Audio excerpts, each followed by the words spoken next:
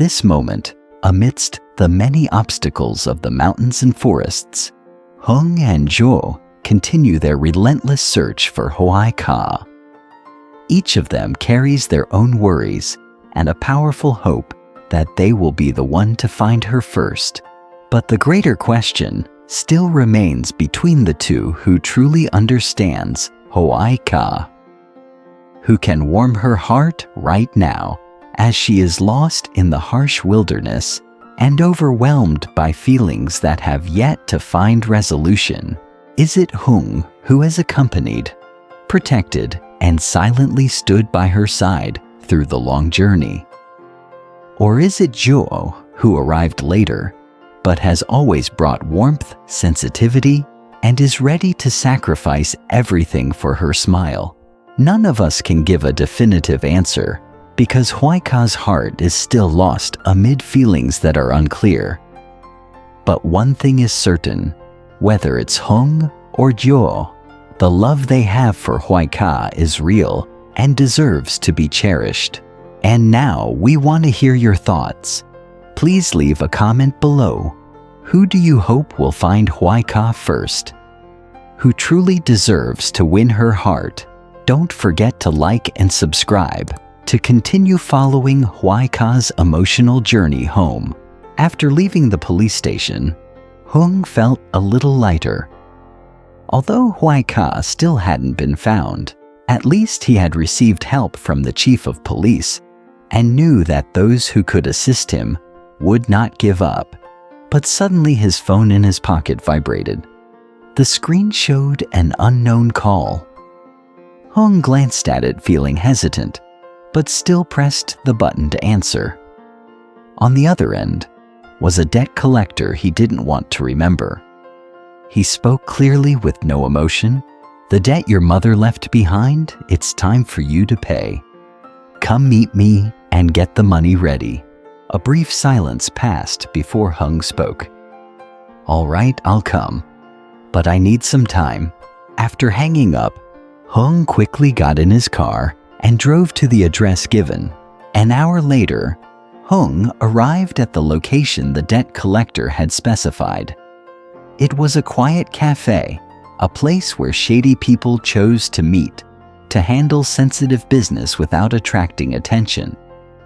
Hùng walked in, his eyes immediately searching for the two men he had met before, the debt collectors waiting for him.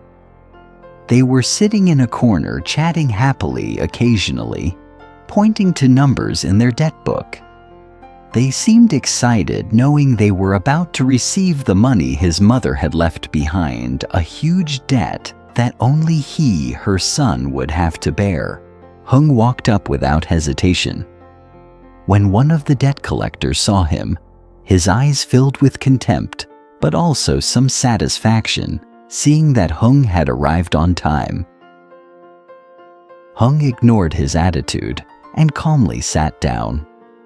He knew the situation he was in, and he knew this wasn't the time to get angry or argue. "I know I can't pay everything right now, but I will pay it in full. I'll have the necessary amount in a month," Hùng said calmly. The thug sneered, clearly skeptical, but didn't object. "A month? You think you can pay it? You think we believe you?" Hùng furrowed his brows, replying firmly, "I know I can't run from the debt. If I don't pay, I'll lose my house. My family has already handed it over to you if I don't have the money. You have the debt papers from my mother. I will pay it in full, no matter what."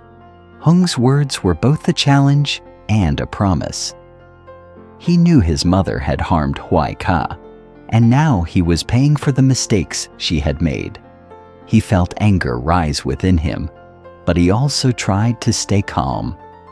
The hatred he felt for his mother, who had left not only pain, but also a massive debt for him to bear, surged in his heart. The thug nodded, seeming satisfied, but still not forgetting to warn him. "A month, remember. If you don't pay, we won't let it go." After receiving Hung's promise, he and his associates stood up and bid him farewell. Hùng didn't say anything more, just watched them leave the cafe. He felt as if a heavy burden was pressing down on him. He could clearly feel the pressure not only from the debt, but also from the fact that Haya still hadn't been found. Things were becoming increasingly difficult. He knew that if he couldn't find her, the worries about the debt would only get heavier. After escaping from the dense forest exhausted and starving, Haya finally found a small eatery by the roadside. She entered with the hope of doing some work in exchange for a meal. Haya wasted no time and quickly got to work, each movement filled with diligence, as if this was the only opportunity she had. Time passed, and after finishing her chores, the hunger still tormented her, but she didn't dare rush. Finally, the owner of the eatery brought her a steaming bowl of noodles, fragrant and inviting. Though she was very hungry, she tried to eat slowly, not wanting to embarrass the owner. Once she finished the meal, Haya felt a bit lighter, though only temporarily. She stood up and bowed her head to say goodbye to the owner. The owner looked at her, not wanting Haya to leave without something to continue her journey. She handed Haya 2 packs of instant noodles. Haya accepted them, knowing that everything had its value and understanding that no matter how harsh life could be, there would always be kind-hearted people to help when least expected. At this moment, Dieu had also arrived at Mrs. Bay's house in search of Haya, but when he got there, no one was home. He stood still for a few seconds, then decided he could no longer sit and wait. He turned around and quickly walked toward a nearby house. Scanning the surroundings, he noticed a man standing in the yard, seemingly the homeowner. He approached him and inquired about the situation, learning that the people in the house had gone out searching for a missing girl who had been lost for several days. Dieu realized that Haya had wandered into the forest and hadn't returned. A wave of fear washed over him. In his heart, he knew that all hope was fragile, but he couldn't stop thinking that Haya might still be alive, still waiting for someone to come to her rescue. He looked toward the vast forest, its dry branches drooping, as if hiding deep secrets within. He immediately headed toward the forest, his footsteps echoing in the silent space, as if facing a daunting challenge. Even though it was only a faint hope, he still wanted to believe that if he went into the forest, he might find her.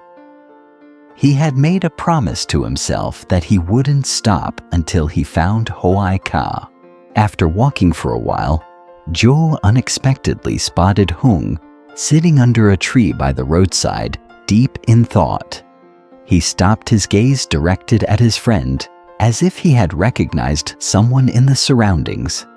Without hesitation, Dieu approached and greeted Hùng. "Hùng, are you here? How's the situation?" Hùng looked up at Dieu, his expression showing a hint of surprise, but it quickly returned to a somber look. "Yeah, I'm resting. The situation isn't great." Hùng sighed, then continued, "Haya still hasn't been found. She's been lost in this deep forest for days. I'm trying to search, but I don't even know where to start." Dieu looked at Hùng, sensing the sadness and tension on his face. He shook his head lightly, then sat down next to him. "I understand how you feel. Haya is important to us. We can't let her stay lost like this. But you also have other things to face, don't you?" Hùng remained silent for a moment, as if he didn't want to mention the matter. But then his voice became slightly choked as he spoke. "Yeah. It's not just about finding Haya. I'm also carrying a huge debt left by my mother. My mother left me an enormous debt, and I have to bear it. Not only that, she also harmed Hoài, and now I don't know what to do." Upon hearing this, Dieu felt a surge of sympathy. He gently patted Hùng on the shoulder as if to encourage him. "Don't let it make you lose faith. Hoài needs you, and you need to be strong to get through everything. I'll help you find her. Don't worry." Hùng nodded silently, grateful to Dieu, but his eyes still showed worry, as if he didn't know where to begin. Hùng pointed towards the forest. There are two paths leading into the forest. One is an old, rarely used path, and the other is wider, easier to walk. Dieu nodded, listening closely to Hung's words. "Then you take that path. I'll go down the other one. We'll search for her from both sides, and that way our chances will be better. I believe we'll find her." Hùng looked at Dieu, touched by his determination. The two stood in silence for a moment, then both turned and walked in different directions. Each of them carried hope in their hearts, knowing that the road to finding Hoài wouldn't be easy. But with their friendship and perseverance, they both believed that one day she would return. Lúc này đây, giữa bao trắc trở của núi rừng, Hùng và Đô vẫn đang không ngừng tìm kiếm Hoài ca. Mỗi người mang trong tim một nỗi lo riêng, một hy vọng mãnh liệt rằng sẽ là người đầu tiên tìm thấy cô. Nhưng câu hỏi lớn hơn vẫn còn đó: trong hai người, ai mới là người thực sự hiểu Hoài ca?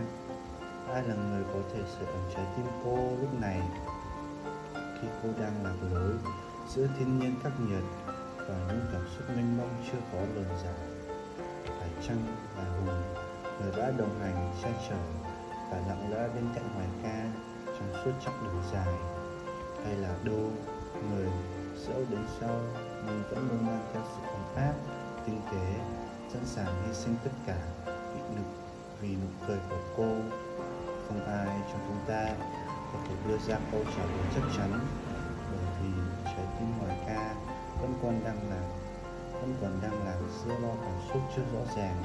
Không có một điều chắc chắn, dù là Hùng hay Đô, thì tình yêu dành cho Hoài ca đều là thật, đều đáng trân trọng.